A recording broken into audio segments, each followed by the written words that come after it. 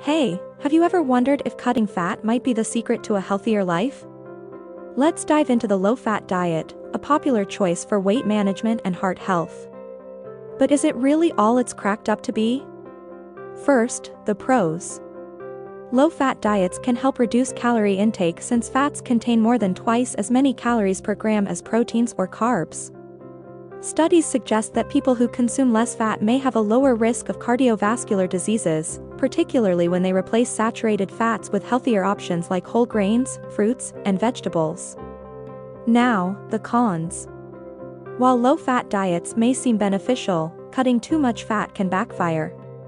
Our bodies need fats to absorb essential vitamins and support cell functions.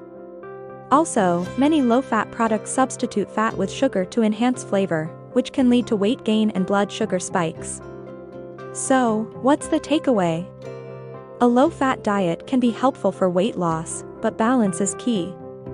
Healthy fats, like those from avocados, nuts, and olive oil, play an essential role in our diet. Want to learn more about the pros and cons of other popular diets? Hit subscribe, and I'll see you in the next video.